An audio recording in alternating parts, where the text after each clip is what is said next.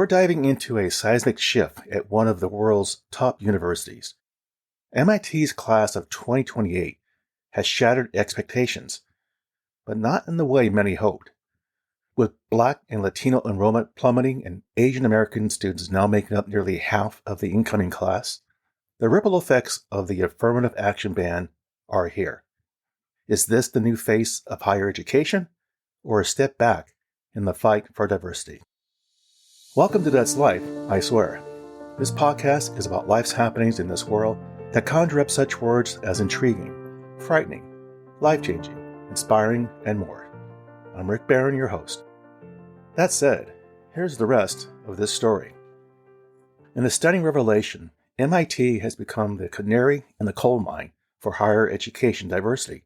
The institution's incoming class of 2028 has experienced a dramatic downturn in racial diversity, marking the first tangible impact of the Supreme Court's landmark decision to ban affirmative action.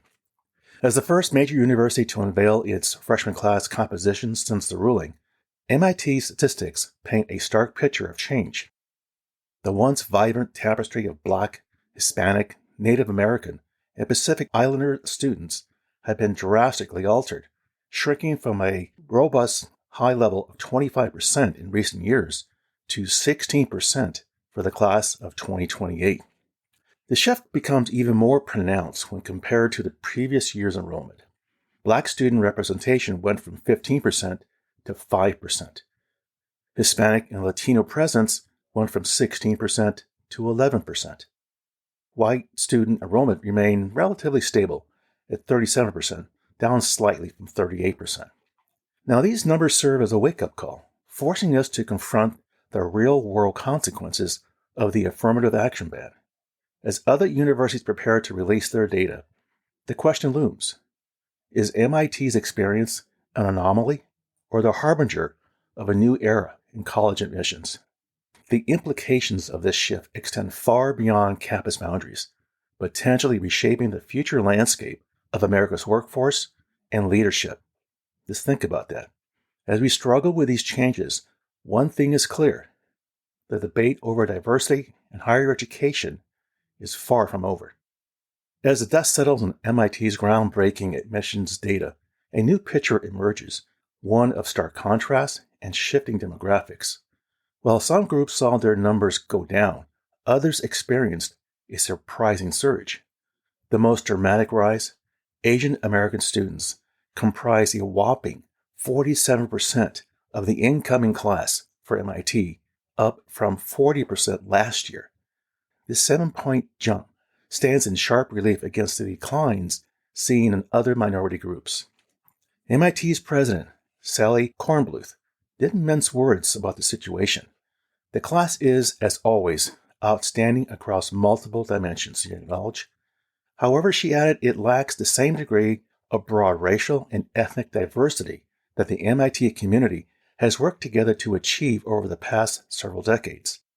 Her statement serves as both a recognition of the students' merit and a lament for the diversity lost in the wake of the Supreme Court's decision. On the other side of the debate, Edward Bloom, the architect behind the lawsuit that toppled affirmative action, sees these changes as a victory.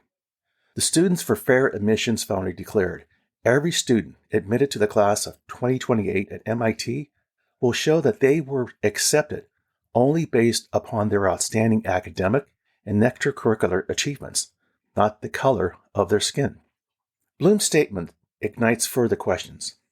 Does this new admissions landscape truly level the playing field, or simply shift the balance of power? In a twist that reads like a case study from the recent Supreme Court battles, MIT's latest admissions data has brought the arguments of the Harvard and University of North Carolina lawsuits into stark reality. The dramatic decline in Black and Hispanic enrollment, along with the surge in Asian American admissions, seems to validate the contentions made by students for fair admissions in their landmark cases. At the heart of these lawsuits was the claim that race-conscious admissions unfairly boosted Black applicants while penalizing Asian students. The SAT, long a contentious metric in college admissions, took center stage in this debate. With race now removed from the equation, we're witnessing a seismic shift that many had predicted, a downturn in Black enrollment counterbalanced by an uptick in Asian American admissions. However, MIT's case comes with a very unique twist. As a bastion of STEM education, the institution demands a particular educational background that may amplify these trends. This raises a provocative question. Are we seeing the natural result of a truly merit-based system, or the unintended consequences of dismantling decades of diversity efforts? The ripple effects of MIT's revelation could be far-reaching. All eyes now turn to other elite institutions, particularly Harvard and the University of North Carolina, the very schools at the center of the affirmative action storm. Now, will these numbers mirror MIT's dramatic shift? If not, they may find themselves in the crosshairs of critics accused of finding loopholes in the Supreme Court's ruling.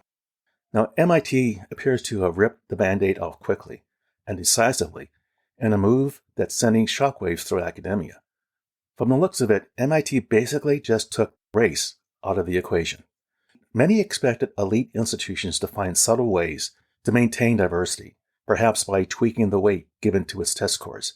MIT's straightforward approach has sent a provocative precedent. The consequences of this shift are far from academic. Yale Law School professor Justin Driver paints a sobering picture of this ripple effect. A paucity of Black students at the nation's foremost colleges will ultimately have effects on the nation itself. His warning is stark. What begins in ivory towers will only cascade through every sector of society, from government to business to academia itself. With an admission rate hovering around 5%, MIT's choices carry outsized significance. University officials are fighting to dispel a dangerous myth that the enrollment decline in historically underrepresented minorities somehow proves past admissions were subpar. They insist the quality of their student body remains unimpeachable. This defense highlights the complex tangle of merit, opportunity, and representation that elite universities must now navigate. As peer institutions watch MIT's bold move with curiosity and trepidation, a pressing question emerges. Is this the new normal for American higher education, or will other schools chart a different course through these uncharted waters? MIT officials are adamantly denying any connection between the recent diversity nosedive and the reinstatement of the SAT requirements 2 years ago. It's a claim that flies in the face of conventional wisdom, especially given the timing of these seismic shifts. Stuart Schmill, MIT's Dean of Admissions, doubles down on this stance, pointing to last year's class, which boosted record-breaking diversity despite the return of standardized testing. He argues universal testing helped us identify objectively well-qualified students who lacked other avenues to demonstrate their preparation. It's a bold defense of a very controversial policy, positioning the SAT not as a barrier, but as a potential equalizer. The parallels to history are hard to ignore. The sharp decline in Black enrollment at MIT eerily mirrors what happened at the University of Michigan after that state banned race-conscious admissions in 2006. It's a sobering reminder that policy changes can have far-reaching and sometimes unexpected consequences, no matter how well-intentioned. In a stark illustration of policy consequences, MIT's recent diversity plunge echoes a troubling pattern seen in states that previously banned affirmative action. The University of Michigan's experience serves as a chilling harbinger of what may lie ahead for institutions nationwide. Now picture this. In 2006, Black students comprised 7% of Michigan's undergraduates. Fast forward to 2021, and that number has dropped to just under 4%. This steep decline occurred even as the state's college-age Black population grew from 16% to 19%. It's a mathematical disconnect that paints a vivid picture of unintended consequences. In a desperate bid to stem the tide, Michigan officials threw everything but the kitchen sink at the problem. Their arsenal of race-neutral strategies included aggressive outreach to underserved communities. Yet, as they admitted in a Supreme Court brief, their efforts only slightly closed the widening diversity gap. It's a sobering reminder The good intentions don't always translate to desired outcomes. But Michigan isn't an isolated case. Look to California and you'll see an even more dramatic transformation. When the Golden State banned affirmative action in 1996, it set off a diversity domino effect that reshaped campus demographics almost overnight. The impact was huge at the University of California, UCLA. Black student representation nosedived from 7% in 1995 to just over 3% in 1998. A drop eerily similar to Michigan's experience. Even more dramatically, Latino students went from 22% to only 10% in the same brief period. Now, these numbers aren't just statistics. They represent real shifts in educational opportunities and campus cultures. As MIT struggles with its own diversity challenges, the experiences of Michigan and California loom large. In the wake of MIT's startling diversity decline, a sombering truth is emerging. Good intentions and deep pockets aren't enough to bridge the opportunity gap in American education. As universities struggle with the post-affirmative action landscape, MIT's experience serves as a caution sign of the challenges that lie ahead. Stuart Shamil, MIT's Dean of Admissions, pulls no punches in diagnosing the root of the problem when he stated, Black and Hispanic students are less likely to attend high schools where calculus is taught, where physics is taught, where computer science is taught. It's a stark reminder that the diversity pipeline in STEM fields, such as science, tech, engineering, and math, starts long before college applications are filled out. This education disparity isn't news to university officials. Institutions have poured resources into outreach programs aimed at underrepresented communities for many years. Yet, as admitted briefly to the Supreme Court, these efforts have proven costly and disappointingly ineffective.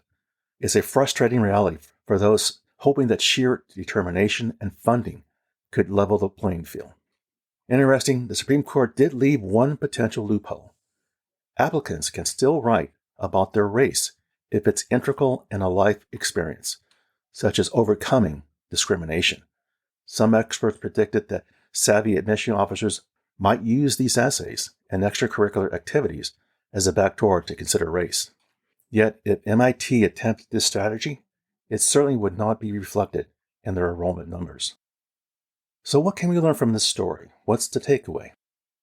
As MIT navigates this new terrain, their experience raises pressing questions for the entire higher education landscape. Can elite institutions maintain diversity without explicitly considering race? Is it possible to create a truly level playing field when educational disparities begin long before college?